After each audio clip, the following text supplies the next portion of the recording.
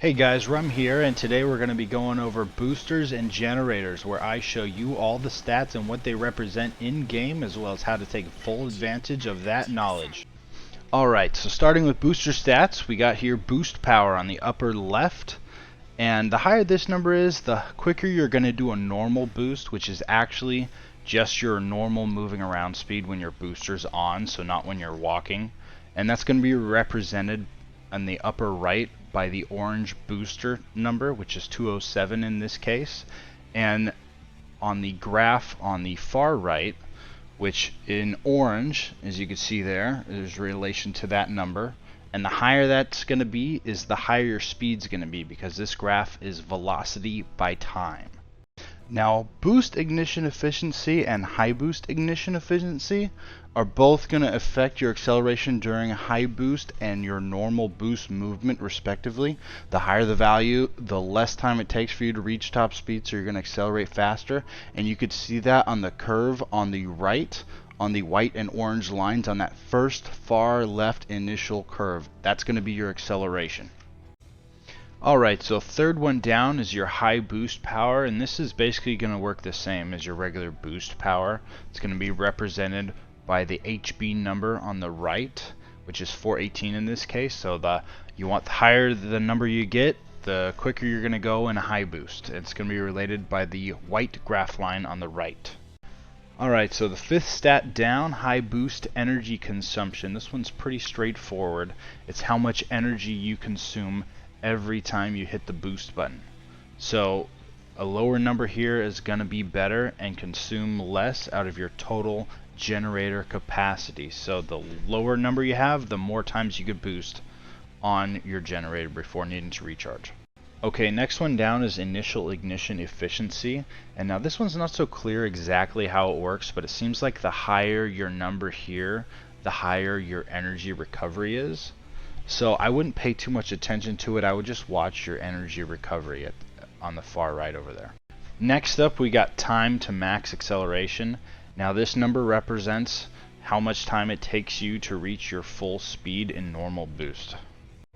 Okay, next up we got high boost accel time, which represents the duration of time that your high boost is going to be active for if you do a perfectly timed high boost.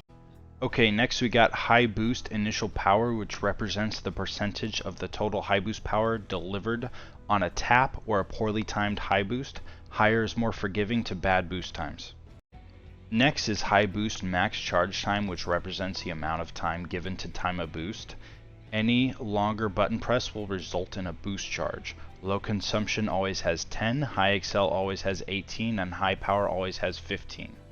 The last stat is max power timing, which is the amount of time that you need to time your button press to get a perfect high boost.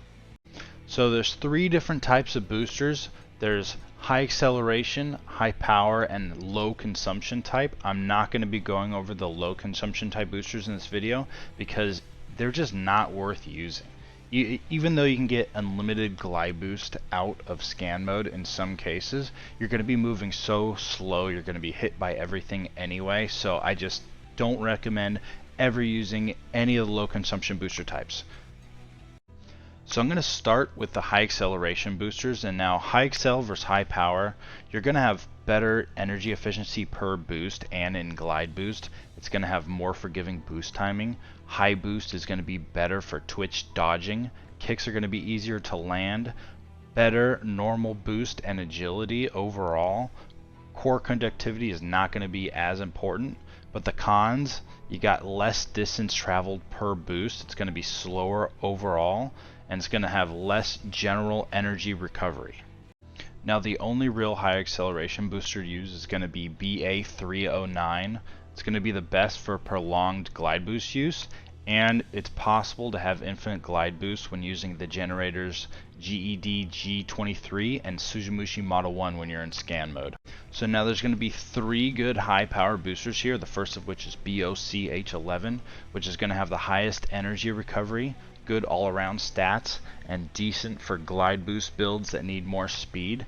The next of which is going to be the fastest booster, BOCL13, which is going to give you the farthest distance traveled per high boost, but it's the least efficient glide boost in the game, but it's great for builds that don't require much glide boost and just high boost around the map and use wall jumping. The last one's going to be TOKONATSU Model 1, which has the worst energy recovery, but it's the most efficient high power booster. It's decent for builds that use glide boost a lot, that need more speed as well, and it has the best acceleration of the high power boosters, so you're not going to feel as heavy as you do with all the other boosters. So tank legs actually don't use boosters, and when you equip them it actually pulls your booster off, but on each leg type they have their own booster stats, and they all work the same as the stats that we just went over here, but they all kind of feel different, so you just got to try different ones and see which one works for you. So now on to generators and their stats. These stats are going to be a lot more simpler than the boosters. First we got energy output, which is the rate at which energy is recovered. Energy capacity, which is going to be the amount of energy you have at full charge. Critical power, which is only really for charging ultimate weapons. A higher number is going to charge them faster. And last is power jamming resist, which is going to be the higher number is going to be harder to jam. First we got high output generators, which have great energy recovery but low energy capacity. There's only two real generators to use. The first being GEDG23, which is the best all-around generator for most non-tank builds. It's going to be possible for some builds to have infinite glide boost while using scan mode, and it's good for many energy weapons. The next generator that's good to use for the output type is the Suzumushi Model 1, which has the lowest capacity of all generators, but it's much easier to make an infinite glide boost build with this generator.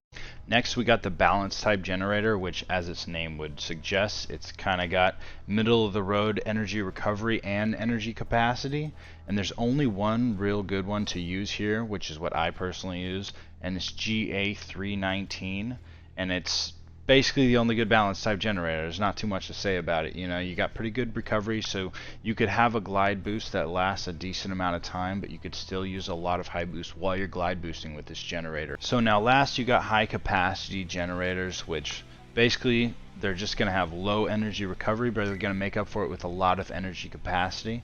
And similar to the balance type, there's only one real good one to use, which is Makabashira Model 3 here. So it's got the most energy capacity of all of the generators, and the energy recovery is not too bad, but it really depends on what your build is. This is basically going to be the go-to generator for tanks, because it's going to make your more heavy builds like tanks and heavy bipedals. It's kind of going to give them like a good sprint with all the capacity. So as long as you got your energy charged up, you could glide boost out there and move very fast for a short amount of time before you got to sit and wait for your energy to recover.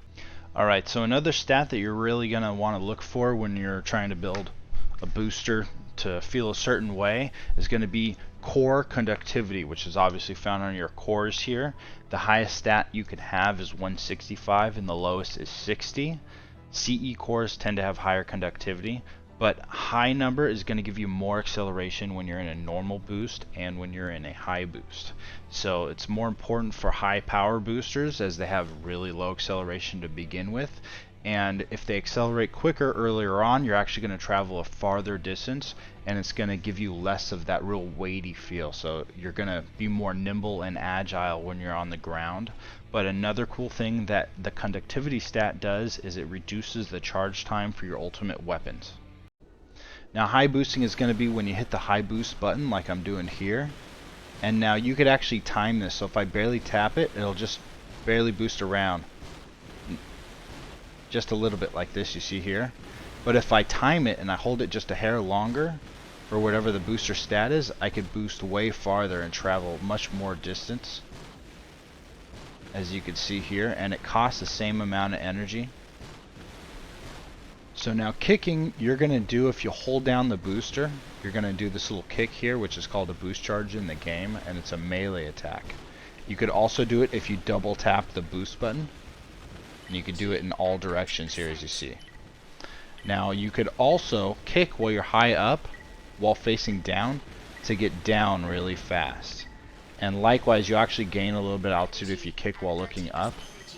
you'll gain a little bit of altitude there. Another cool thing you could do is actually use it to stop a fall. So if I climb up here onto this rock here, and I turn my booster off, I turn my booster back on, and then kick while facing up, and I'll stop losing my altitude there.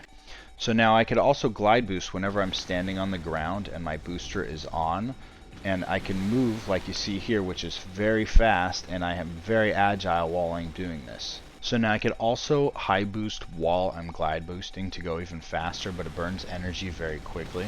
But anyway, this is what it looks like here. So I could go very fast while doing that. So now, just like high boosting while glide boosting, you could also do a kick while glide boosting, and it looks like this. And it does do more damage. So the last thing to show you about glide boosting is actually the glide boost wiggle, which is where you wiggle while glide boosting to take advantage of all the agility that you have to reduce the ability of others' bullets to track you. As you can see here, I was getting hit a lot less than I normally would have if I was just floating out there. Let me see if I can get it lined up again there. Yeah, see, he's missing quite a bit of his bullets there.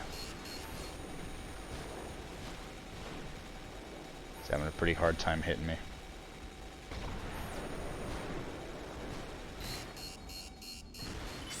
Doesn't make you invincible or anything, but it's going to reduce how many shots you're taking.